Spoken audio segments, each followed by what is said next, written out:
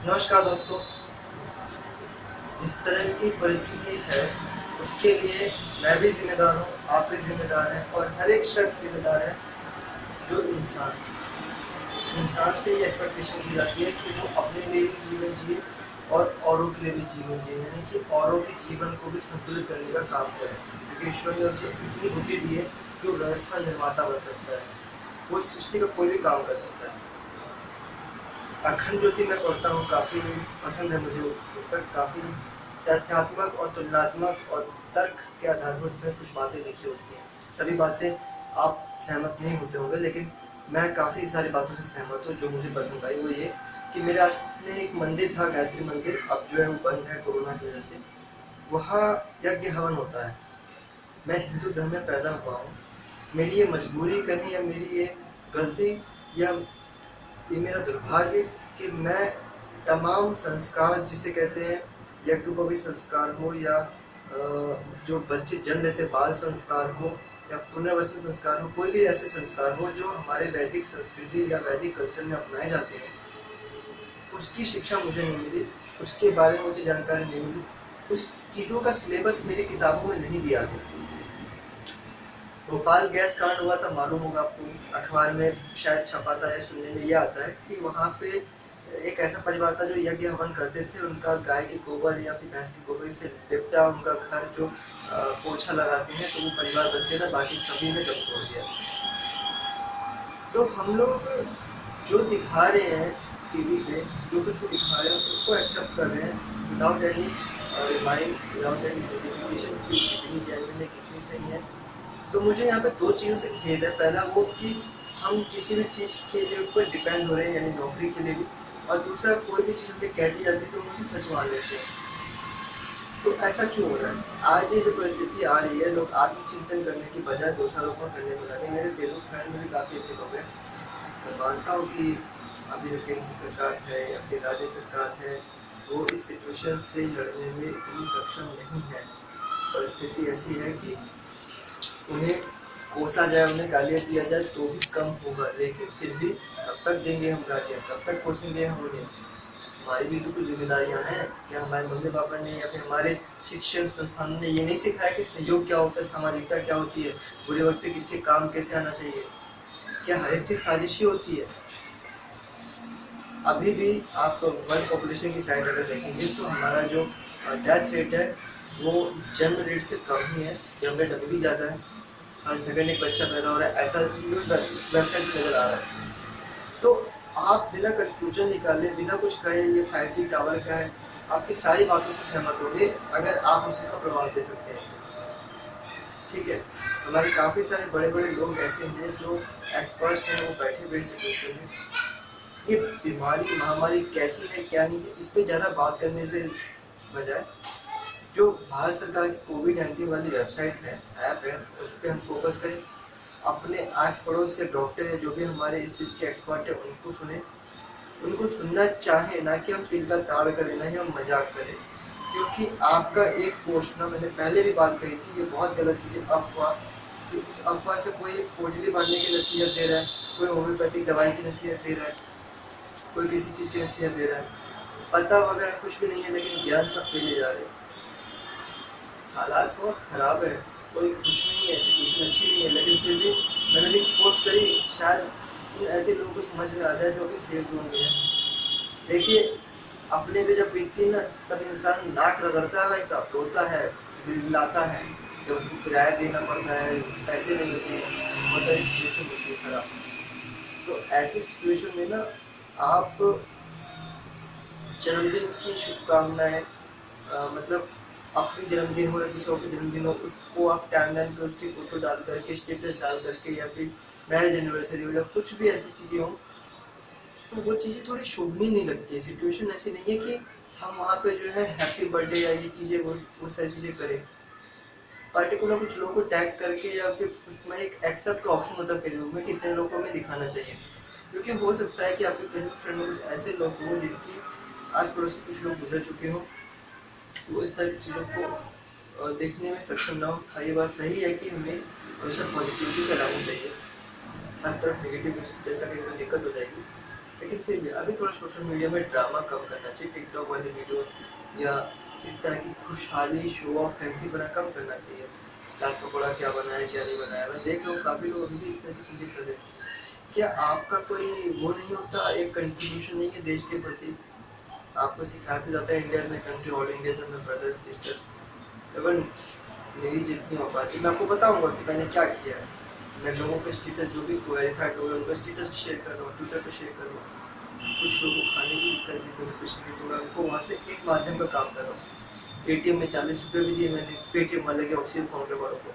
तो भाई जितनी औकात है उतना हम कर रहे हैं, ये नहीं कि 40 रुपये के बाद है, लेकिन हमें नहीं पता ना पैसा कैसे यूज होने वाला। तो जितना विश्वास है कि चलो 40 दे सकते कोई दिक्कत नहीं, बाकी हम अपने हाथ से देंगे कि हमें पता है कि हम जिसकी मदद कर रहे हैं हम गलत नहीं करेंगे। कहने का मतलब ये है कि सरकार के दोषारोपण करने के बजाय आप अगर इतने सक्षम या प्रबल नहीं है, बहुत बड़े बड़े अपोजिशन वाले लोग कुछ नहीं कह रहे, कुछ नहीं कर रहे। इस वक्त हर किसी को अपने आप को बचाने की ज़रूरत है, अपने लोगों को बचाने की ज़रूरत है। फेसबुक पे आप चले देंगे, लिख देंगे, खत्म कर देंगे, लेकिन उससे कुछ होगा नहीं, नेगेटिविटी फैलती है। देश के जो सरकार के जो लोग हैं, सिस्टम है, वो बहुत पेशेंस वाले होते हैं, बहुत दिमाग लगा के कोई भी डिसीजन लेते हैं, उनके परिणाम दूरदर्शी होते हैं। मैं सरकार के अगेंस्ट नहीं हूँ, मैं सरकार के फेवर में नहीं हूँ, मैं आपको प्रैक्टिकल बात बता रहा हूँ कि अगर सिस्टम में कोई बैठे हुए हैं तो उनके भी कुछ डिसीजन होते हैं।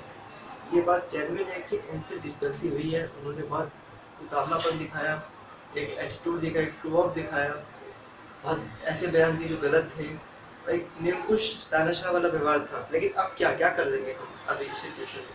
ये सिचुएशन ऐसे कि आप अगर बाहर निकलोगे तो आपको ये बीमारी पकड़ देगी, अगर आप मानते हैं बीमारी तो, अदरवाइज आपको ऑफर होने की जरूरत नहीं है। काफ़ी सारे लोग विश्व चौधरी की बात करें, देखिए मैं नहीं जानता विश्व चौधरी प्रैक्टिकली कैसे हैं, कोई उन्हें राजनीति का नाम कह रहा है, कोई कुछ कह रहा है, लेकिन मैं इतना जानता हूँ कि हमारे जो देश के लोग हैं, फौजी हैं, पुलिस हैं, डॉक्टर हैं, नर्स हैं, मेरे जो चाचा डॉक्टर हैं, उन लोगों ने तो ये कहा है कि बाबू घर पे रहो, ठीक रहो। उनके लिए कोई मजाक बीमारी नहीं है, कॉमन फ्लू नहीं है, एक बीमारी है। अब आपको जो बोल रहा है, जैसी चीज़ें कह रहा है, वो कितनी प्रैक्टिकल तथ्यात्मक आधारित पे कह रहा है, आप उससे जान लीजिए। क्योंकि कई बार क्या होता है कि जो आप सुनना चाहते हैं, आपको अगर कोई प्रतिष्ठित व्यक्ति बोल देता है तो आप उसे सच मान लेते हैं और सही मान लेते हैं। ऐसा नहीं होना चाहिए। सही होने की जो मापदंड है वो मेजॉरिटी ऑफ द ऑडियंस नहीं होना चाहिए, आपका एनालिटिकल रिपोर्ट होना चाहिए कि किस बिहाफ पे ये चीज़ें सही है और सच है।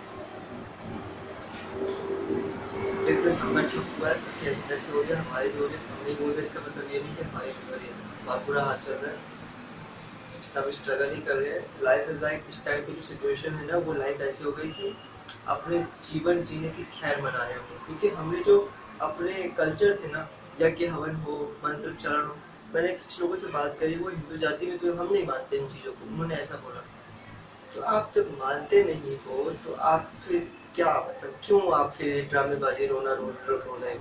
आपको गायत्री उपासना भी करने, आपको बगला मुखी मंत्र हो गए, बहुत सारे नृसिंह, भोले बाबा, शिव जी, बहुत सारी ऐसी चीज़ें जो धार्मिक एस्पेक्ट में हमारी चीज़ें नहीं थी, वैज्ञानिक एस्पेक्ट में ही थी, उसे आज जो है धार्मिक का रूप देकर के कहते हैं उसको वैज्ञानिक तरीके से प्रूफ करो। अरे प्रूफ तो तब होगा ना जब टाइम दोगे, कोई मशीन थोड़ी ना, हर चीज़ में रिसर्च होता है, वैक्सीन बनने में भी टाइम लगा। तो अनटिल अनलेस हम अपने वैदिक कल्चर को फॉलो नहीं करते तब तक कुछ होने वाला नहीं है। और मैं आपको बता दूं, कुछ ऐसे लोग हैं जो बहुत अच्छा काम कर रहे हैं, जैसे स्पिरिचुअल साइंस रिसर्च फाउंडेशन और आपके गायत्री मंदिर जो होते अखंड ज्योति वाले छाती कुछ हरिद्वार के, उन लोगों ने बहुत अच्छे प्रयास कर रखे हैं।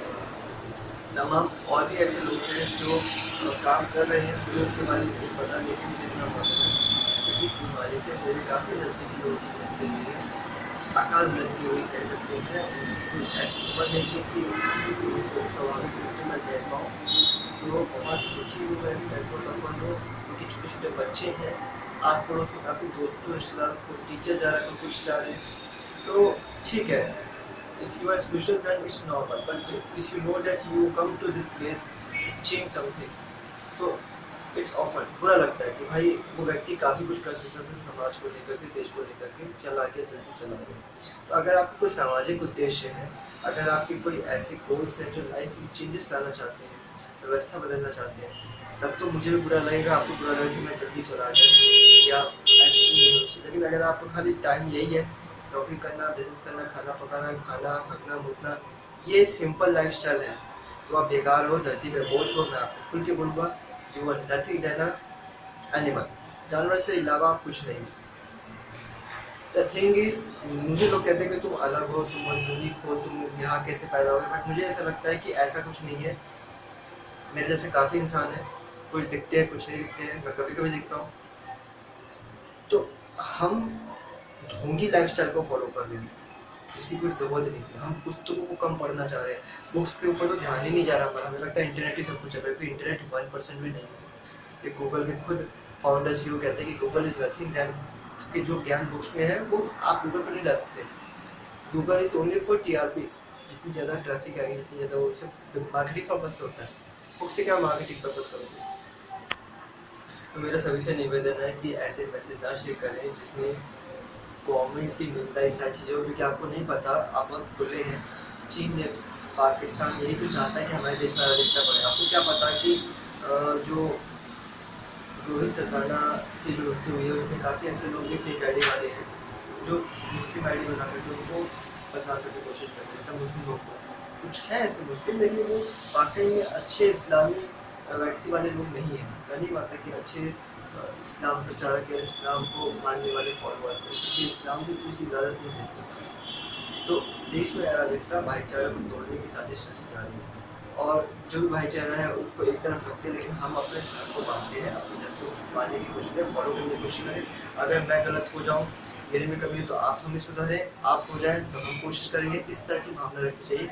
और प्लीज़ इस टाइम पे जो है ना, देश को एकजुटता की कोशिश करें, एकजुटता दिखाने की कोशिश करें। बहुतों की निंदा बुराई मैंने भी बहुत कर ली, सरकार की बुराई। अब काम करने का वक्त है। आप क्या कर रहे हैं ये देखिए, मैंने कितने लोगों की जान बचाई, मैं क्या कर रहा समाज के लिए, क्या मैं रो ही रहा हूँ? नौकरी चलेगी कोई बात नहीं, पेशेंस के साथ ये सोचिए कि मेरे हाथ पैर सलामत तो है, भगवान ने मुझे अपंग तो पैदा नहीं किया, दिव्यांग तो नहीं हूँ मैं। तो जो कुछ भी है, जितने भी लिमिटेड सोर्सेस हैं, आगे आइए, हेल्प करिए। दिक्कत लगती है तो वो भी खुल के बोलिए, कोई शर्म नहीं होनी चाहिए कि आपको कोई प्रॉब्लम आ रही है, क्योंकि देखिए हर इंसान ऋणी है, समाज का ऋणी है।